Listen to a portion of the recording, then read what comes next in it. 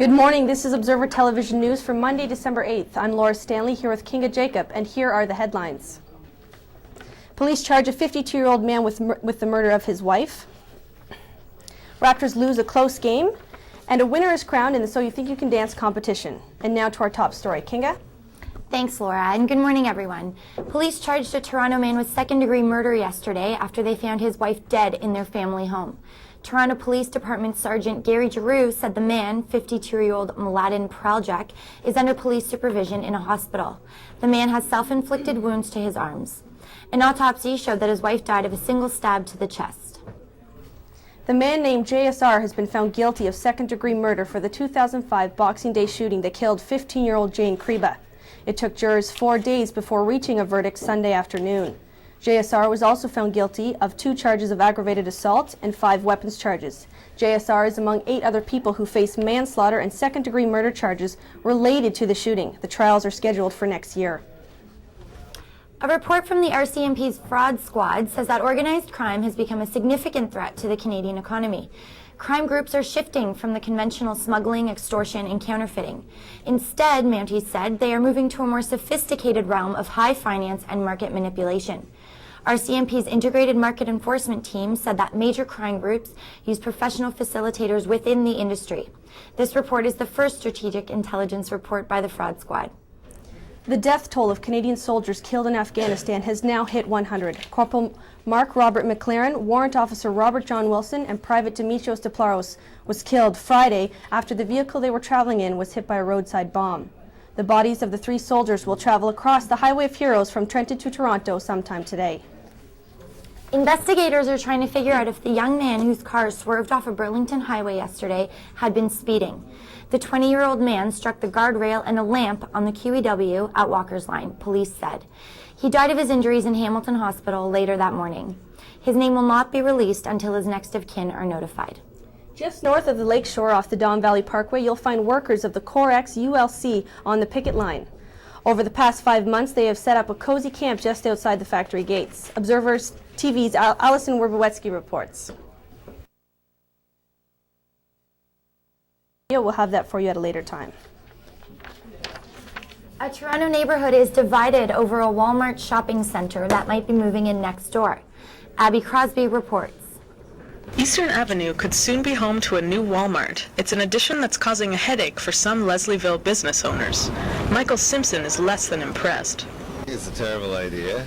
Everybody in Toronto seems to be opposed to it, and yet the OMB just pushes it through as if they know better than the people who live here.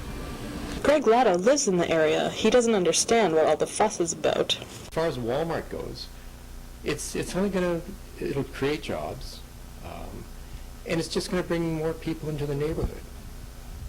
I don't think a lot of stores are going to be directly hurt by a Walmart going in. So I think it's a good thing. The developers say they've kept the tone of the neighborhood in mind. It's not going to look like a typical Walmart. The drawings show lots of trees and a brick exterior. It isn't just a huge box and surrounded by a parking lot. It seems to really fit in with the area. Michael Simpson isn't convinced. It's a nice sentiment, but it doesn't really help. The battle over the big box stores in Leslieville continues, but the Ontario Municipal Board will have the final say. They'll make a decision on the development sometime before Christmas. For Observer Television, I'm Abby Crosby. The city has introduced new recycling rules. Retail and plastic bags can now be recycled as long as any twist ties and drawstrings are removed. Styrofoam and takeout containers can also be recycled as long as they are clean. When putting plastic bags into your recycling bin, the city asks that the bags be placed in one bag, tied in a knot, and they ask that you do not use any elastics or twist ties.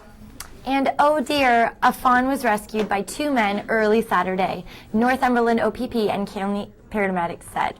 Hunter Larry Crow Jr. and his cousin Daryl Smoke saw the deer stranded on the ice out on Rice Lake, just north of Cobourg. They put the deer into their boat, but the extra weight left the 3 of them stuck in the slushy ice. People spotted them struggling and called the police. All 3 are fine. Now there is much debate about whether to call the deer Rudolph or Lucky. Here's an interesting story out of Boston. After going into labor, John Davis decided to drive his wife, Jennifer, to their local hospital. After getting on the highway, the couple was faced with horrible traffic, forcing them to drive on the shoulder. The couple said that two state troopers let them use the shoulder to move through the traffic. And after running into a third state trooper, the couple said that they had to wait while the trooper issued someone else a ticket. The trooper then came over and handed the couple a ticket in an envelope, telling them that they would receive a ticket. Davis gave birth in hospital a couple hours later to their daughter, Charlotte Jane. The Davises intend to appeal their ticket. And that's all from the news desk. For now, let's send it over to Matt McKay for the latest in entertainment. Matt? Thanks, Lauren. Hello, everyone. Well, it looks like the juice will not be loose after a Nevada judge sentenced O.J. Simpson, who is now 61, to serve potentially 33 years in prison with no chance for parole after 9 years. Back in October, the former football star stormed a Las Vegas hotel room with 5 other men, kidnapping, assaulting, and robbing 2 sports memorabilia dealers at gunpoint. Simpson pleaded for leniency, saying he apparently didn't mean to hurt or steal anything from anybody. Also found guilty on Friday, pop singer Boy George. Yes, a British jury convicted the former Culture Club frontman of falsely imprisoning a Norwegian male escort, Udon Carlson, accused the singer of both restraining him with handcuffs and for swinging a metal chain at him after a naked photo shoot. He tried to flee the musician's London apartment. Apparently, Boy George handcuffed Carlson for removing photos off George's home computer from a previous photo shoot they had together.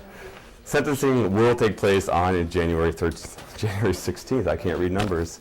And speaking of naked photo shoots, I have horrible news to report for Women Everywhere. Playgirl magazine has printed its last issue, effectively, I can't read either, ending its 35-year run. Its editor-in-chief says the demise of Playgirl leaves a void in women's erotica, but also added that it will continue to run an online version.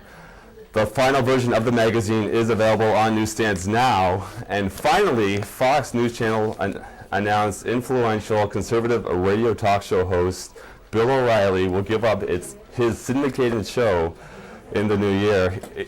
It did say he will continue to do his TV show, The O'Reilly Factor. O'Reilly said the workload of screaming out his partisan views and bullying guests on 2 mediums turned out to be too much for him, saying he could no longer give them both the attention they deserve. And now for a Centennial TV special report, a famous theater group based out of the University of Toronto is bringing a famous musical to life in the new year. Reporter Catherine Wellman takes us behind the scenes into the rehearsal process.